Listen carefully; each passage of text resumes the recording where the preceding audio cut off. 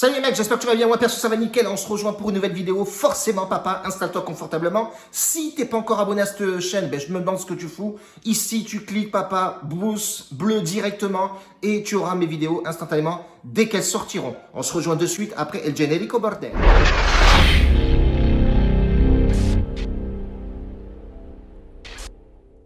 Bon les gars, 3 matchs aujourd'hui, reportés bien entendu. City qui se déplace à Everton, Atlético qui va à Levante et Fulham un peu mieux qui se déplace chez Burnley. On va en discuter de suite de ces 3 matchs, 3 propositions, 3 pronostics. Un bien entendu assez compliqué à pronostiquer et ça va être notre match risqué du triplette. Ça va être City qui se déplace à Everton. Avant tout ça, frérot, si tu ne nous connais pas, viens sur Telegram. J'ai un VIP, 20 balles, boum, jusqu'à la fin de saison. C'est la promotion du jour. On t'y attend. Papa, bien entendu, bordel.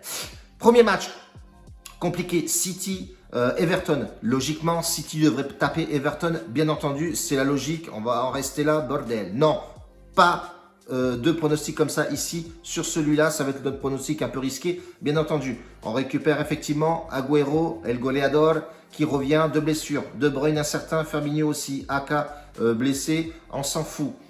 Côté Everton, on a Calvert-Lewin qui est blessé et c'est vraiment le maître-jeu de cette équipe d'Everton en pointe de l'attaque. Il nous reste quand même Richarlison, il nous reste quand même du joueur, bien entendu. On récupère Digne à l'arrière. Bon bref, la charnière centrale est en place. On récupère Alan aussi sur cette équipe-là.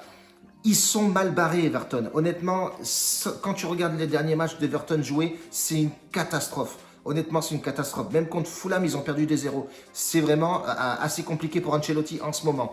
Mais un petit regain, tu vois, un petit soupçon d'orgueil qui peut réapparaître. J'ai vu la conférence de presse de Ancelotti. Il sait très bien qu'il accueille Man City, mais il attend aussi de ses hommes un peu de caractère, un peu de fougue là-dedans et essayer au moins de tenir tête à City et d'arracher le match nul. Moi, perso, honnêtement, quand tu regardes le calendrier de City aussi, il est compliqué. Il se déplace encore, je crois, contre Arsenal. Si ma mémoire est bonne, je vais peut-être regarder ça vite fait ici. Contre Arsenal, je crois que c'était... Ouais, c'est ça, je crois. Et après, Ligue des Champions. Donc voilà, est-ce qu'il va faire tourner? Il a une cinquantaine de points. Il est premier du classement. Est-ce qu'il va prendre le risque de faire tourner un peu l'effectif? Je pense pas. Pep va faire jouer son équipe. Mais je tente quand même la double chance, Everton ou match nul sur ce match-là. Mais misez tranquillement, 1% et demi de la bankroll suffira sur ce pronostic-là. Deuxième match à jouer, ce sera Atlético Madrid qui se déplace contre Levante. Donc un match logiquement en faveur de l'Atlético, bien entendu. Mais attention, manque à l'appel, pas mal de mecs transférés, Dembélé sera pas là, Herrera aussi, Lemar et Tipspurs et sera pas là. Incertain, Joao Félix, peut-être qu'il va jouer ou pas, ça on le sait pas. On sait sûr que Suarez sera titulaire dans ce match-là. Côté Levante, c'est pareil. Il y a un manque à gagner, mais c'est les mêmes blessés qu'il y a sur le match précédent. Donc ça ne m'inquiète pas trop. Sur les 5 derniers matchs, on peut voir effectivement que, bien entendu, Atlético Madrid part favori sur ce match-là avec 4 victoires et un match nul. On peut voir que sur les 3 derniers matchs, on enlève la Coupe du Roi de Levante, match nul de Levante à l'extérieur. Ils ont perdu à domicile contre Osasuna sur le dernier match. Levante pas au milieu de sa forme. On a un Atlético Madrid qui est en fire, qui récupère Joao Félix. Est-ce qu'il va jouer ou pas? Ça, on le verra ce soir. Mais bien entendu qu'on va s'orienter sur, logiquement, l'Atlético Madrid, sachant que en termes de classement, ils sont premiers, certes, mais ils ont... alors, attendez, hop, j'ai regardé le match là, bing. Ils ont 54 points, 49 points de Real Madrid. Madrid colle derrière, Madrid fait un bon parcours aussi.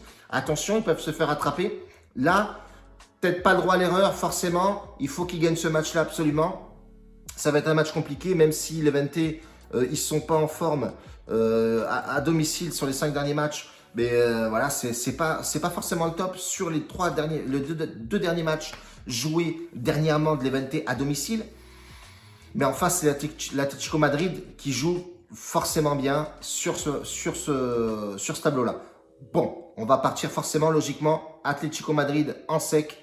Ça va être mon pronostic, les frérots, bien entendu. Dernier match, Burnley contre Fulham.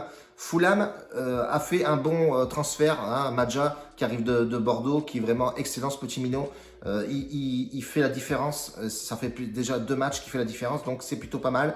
Burnley, attention, parce que quand tu regardes Burnley, les dernières confrontations de Burnley et Fulham à domicile, il y a une grosse confiance côté Burnley à domicile contre Fulham. Ils n'ont pas gagné depuis 2003, même voire plus. On va s'arrêter là, mais on voit effectivement que c'est assez costaud.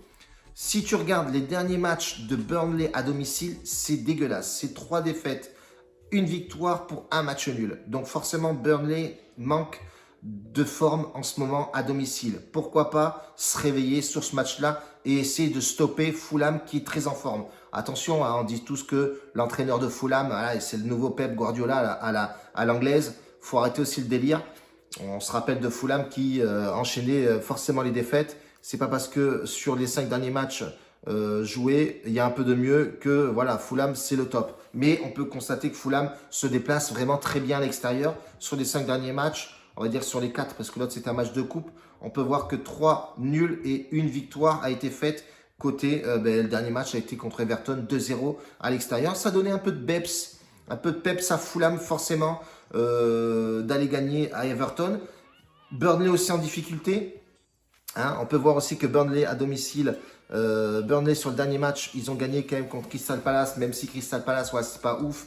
Il manquait Zaha à l'appel. Quand il manque Zaha à l'appel, mais forcément, on a un Crystal Palace qui n'est pas forcément au top. Et on l'a bien constaté effectivement sur le dernier match que Burnley est parti s'imposer sur la pelouse de Crystal Palace 3-0. Personnellement, moi, je partirais sur le sens contraire, Burnley au nul. Voilà, Burnley au nul, pourquoi? Parce que je pense pas que Fulham... Oui, ok, d'accord, ils se sont réveillés, il y a un peu de mieux à Fulham, ouais, certes, d'accord, mais on reste quand même sur Burnley. Les statistiques mettent en preuve que Burnley a souvent tenu tête à Fulham, statistiquement parlant. Maintenant, sur la forme globale, on peut voir que Burnley a une difficulté, que Fulham a un peu plus de peps et d'ambiance dans cette équipe-là. Mais attention, voilà, Burnley est parti arracher un 3-0 à l'extérieur. À domicile, c'est chaotique, mais ça peut se tenir. Partirai sur Burnley au match nul sur ce pronostic-là. Et on balancera un petit peu de caillasse là-dessus, un petit 2% de notre bankroll. Bien entendu, tu auras tous les pourcentages de mise au-dessus de chaque match. Et le ticket sera sur chaque match, bien entendu. Et tu verras, ça sera affiché sur la vidéo. En tout cas, si tu kiffes le contenu, frérot, balance-moi un petit pouce, balance de la force. N'hésite pas à venir sur Telegram, on est assez actif là-dessus. Côté VIP, hier, j'ai rentré juste un buteur. J'avais mis Barça.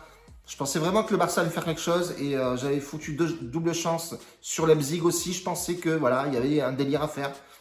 On s'est trompé. J'ai juste mis buteur Messi dans le VIP public. J'ai un VIP public pour les mecs. J'ai mis Messi buteur et on a mis ma petite pépite de Reading, Joao buteur avec une cote à 2,25 qui est passée. Donc voilà, on est plutôt pas mal, mais bon, c'est pas non plus ouf. Je crois que sur la journée d'hier, on fait 9% sur notre bankroll, ce qui est plutôt pas mal. Voilà, c'est plutôt bien. Allez, grosse bise à tous. On se retrouve demain pour de nouveaux pronostics, les frérots. Balancez du pouce et on sera présent, bien entendu.